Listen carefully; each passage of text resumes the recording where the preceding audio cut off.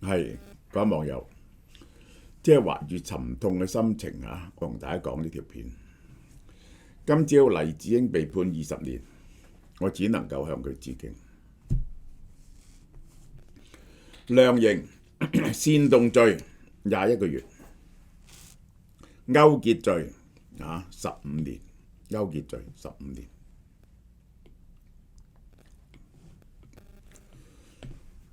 幕後主腦加刑，求情後減刑20年。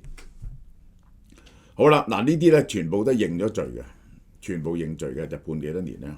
張劍虹6年喎，因為佢有出庭作證，係咪？因為張劍虹、陳佩敏7年，羅維光10年，咁佢哋坐咗4年幾，咁仲有5、6年。林文忠10年，馮偉光10年，楊清奇7年，李宇軒做完指證人，結果大鑊。呢個陳子華6年，呢兩個就指證黎智英嘅，嗰啲就認罪，嗰啲認罪都亦都有頂證黎智英嘅。我唔能夠怪呢啲，我係怪呢啲，因為點解呢？呢兩個，因為佢個係冤枉人嘅。如果你講嘅嘢基本上係事實呢，你認罪呢，我唔會怪你嘅。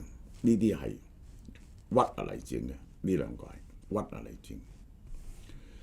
好啦，法院就案件作出裁定認為黎智英串謀勾結外國或者境外勢力危害國家安全，呢個煽動性刊物判20年。控方指黎智英透過媒體平台推動政治動員，但係呢一個係喺國安法之前嘅事，試圖影響外國政府對中國及香港採取制裁或施壓措施，係主腦式。呢個呢係完全係唔合理嘅。係黎智英喺國安法通過咗之後，佢講乜嘢呢？我係聽過晒，係完全冇推動到呢樣嘢。於是呢，佢就用李宇軒嚟屈佢。其實係黎智英喺1947年12月出世，而家78歲。2020年起長期2020年尾至今大約5年。如果以服刑5年計呢，仲要15年。出獄嗰陣時93歲。個現實問題係佢嘅健康狀況備受關注心悸狀態，長期服藥，帶心臟監測儀，呢個係咁。其實呢個係等於係終身監禁。呢個控方話佢身體狀況穩定，但從風險管理嚟講呢，生還概率呢已經係極低啦。喺一個咁惡劣嘅環境入邊，即係點講呢？嗰陣時我預測我估佢係判18年啦。因為呢，你判香港判終身監禁呢，其實呢到25年度呢就會放你噶啦，就提前釋放。除非法院個判詞度話不得提前釋放，咁先會坐到死嘅。好少咁樣判，好少，香港好少咁樣判嘅。呢個坐25年呢已經係個 lifetime。呢個其實就係咁。咁唔判終身監禁，咁就係我估判20年，好似個數上好似好誇張，比個印象差好遠。咁你又唔會判19年㗎，咁就係判18年，其實同20年差唔多，其實就係咁解。呢個就係生還概率極低。呢個就係勾結外國勢力主腦喺國安案件咧冇特赦嘅，冇得坐監嘅。呢個係個人身份唔重要，制度認為必要，可以令你永遠消失。呢個就係呢次判刑公佈之後咧，英國、美國及好多個國際人權、新聞自由組織作出強烈嘅抨擊。台灣亦話呢個係嚴柯，要求立即釋放黎智英。外界曾經為佢求情嘅名單包括美國總統 Donald Trump， 佢話向習近平提出叫佢考慮釋放黎智英，結果係判咁多。呢個就係施紀賢訪華晤見習近平，話英方樂見香港成為英中之間嘅獨特橋梁。同習近平見面嗰時提到黎智英，呢個係好啦，可以講佢哋有3個方法去處理，一個就係保留喺口頭譴責，一個咧就會作出某種嘅限制，即係譬如話唔會在呢個美國唔會同中國嘅同香港嘅任何官方接觸啊，呢類咁樣嘅嘢。最嚴重嘅咧就係對嗰啲法官同埋律政處官員作呢一個保安科嗰啲人，就有個名單嘅，作出制裁。咁喺而家嘅情況之下咧，呢個就係美國會唔會制裁咧？美國係我最近睇見美國嘅動態，好想保存同中國嗰個停火呢種關係。如果要制裁咧，門檻係好高呢一個係我估係外交施壓同埋輿論定性之後咧，做少少嘅制裁做咗等於冇做嘅嘢，大致上係咁。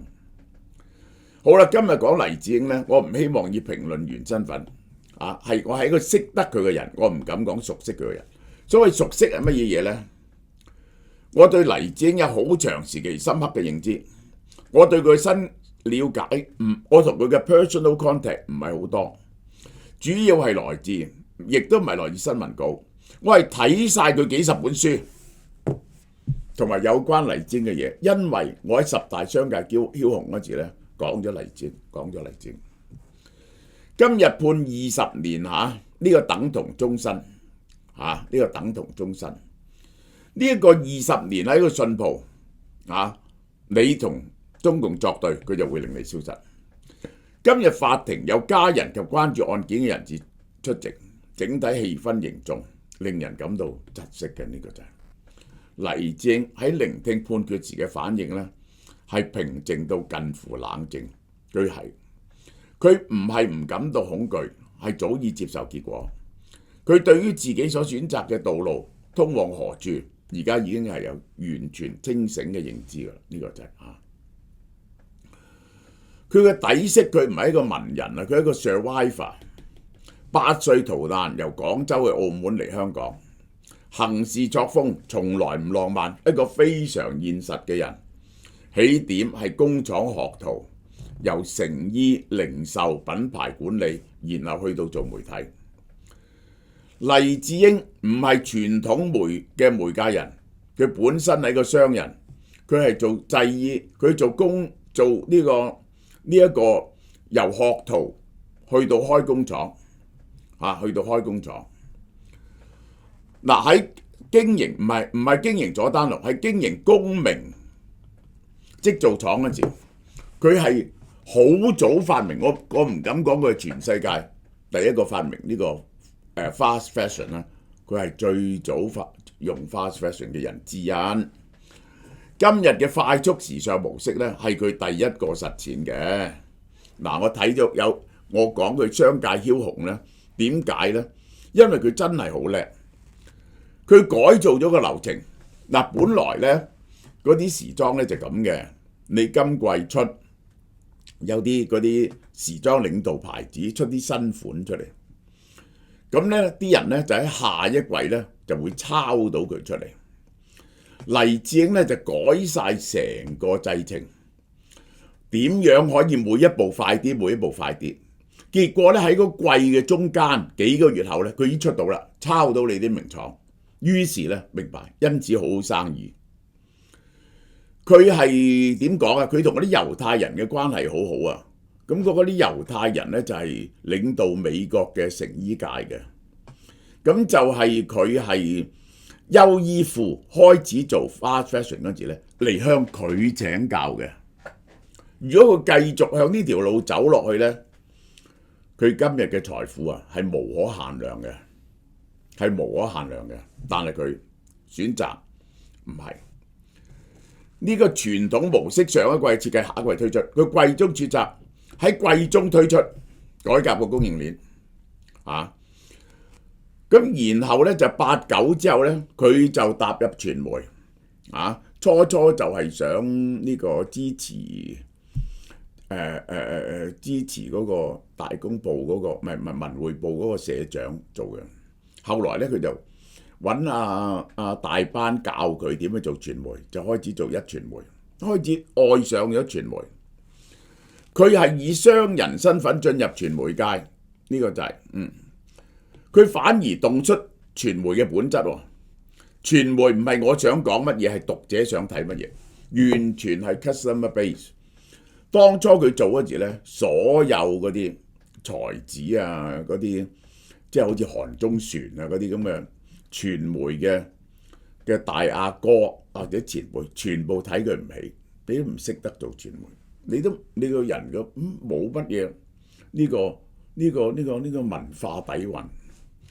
但係傳媒係產品，讀者係客戶，佢完全改革咗呢個香港嘅傳媒生態，引入狗仔隊，視覺衝擊，就即係咧係加上好多圖片同埋彩色繽紛，啲文字係短嘅，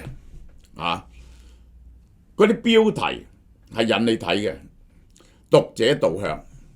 呢個係對人性嘅理解，傳統傳媒人都睇佢唔起，結果全部俾佢擊敗晒。佢不但止香港擊敗晒所有傳統傳媒，結果只係所有香港傳媒都學佢，咁結果咧就東方其實個風格似晒蘋果，再唔係以前咁，只有一間東方可以同佢對抗，由佢將呢套嘢帶嚟台灣，再打低晒台灣嘅傳媒。呢個我最想講明嘅矛盾，佢係一個極度理性、精於計算嘅商人，喺啲關鍵時刻咧，會以最唔理性嘅方法作出最致命嘅選擇。佢因為做傳媒得罪咗大陸，要被逼將佐丹奴賣出咗。如果唔係咧，以佢嘅才幹咧，我真係唔知佐丹奴可以做到幾大喺全世界。起碼喺中國，佢加埋中國嘅廠咧。佢真係可以係天下無敵嘅，佢係可以天下無敵。嗰陣時嗰啲錢咧就唔係佢而家呢個 level， 係1000幾百億嘅生意，佢可以 build up 一個牌子嘅。最後嘅抉擇，我走啦，我走咗點樣同香港人交代？佢並唔係唔知道後果，而係選擇咗承擔。呢個就係，如果佢繼續做生意，係極端富有，呢個就係。曾經指揮幾千個員工嘅人，決策億萬資金，被剝奪所有控制權，佢係單獨囚禁，冇咗呢種超越現實嘅信仰啊！人早已經崩潰，呢個係佢係一個殉道者嚟嘅。佢喺庭上嘅冷靜並非因為佢唔恐懼，呢個唔係愚昧，係一個選擇，一個殉道。佢重新攞返主導權，透過主動選擇面對刑罰。我今日能夠做嘅就由今日起逐段重播我講嘅黎智英。新聞呢係可以每日報導，但一個人性格選擇命運呢，唔係新聞能夠完整交代。我總有57篇黎智英，我唔想再講，我只能夠指出佢係一個商業天才，亦都係用自己生命承擔選擇後果嘅人。佢選擇留低並承擔一切嘅結果，即係呢，我覺得佢好有機會攞諾貝爾和平獎啦。我唯有向佢致以敬意。呢個就係我會重播呢個十大梟雄嘅黎智英。今日開始，我幾時講嘅？呢個係黎智英成為梟雄嘅理由。佢唔係好有錢啊，坦白嚟講，黎智英唔算好有錢啊。我諗佢全盛時期係有70-80億咁上下。商界十大梟雄，2017年8月28號開始講，我係買齊晒黎智英佢所寫嘅全部書，街度寫佢嘅全部書，我全部睇過晒，所以我對黎智英係非常之熟悉。我係明白佢點樣諗嘢嘅，好嘛？大家可以聽翻黎智英傳。其實呢一邊咧，我唔係講佢嗰啲政治立場，我有提到佢政治立場，係講到2017年，所以咧冇牽涉到2019年嘅事，冇牽涉到反國安法嘅事。但係我就講佢點樣做生意，佢點解咁犀利，呢個就係好嘛？呢段講到呢度。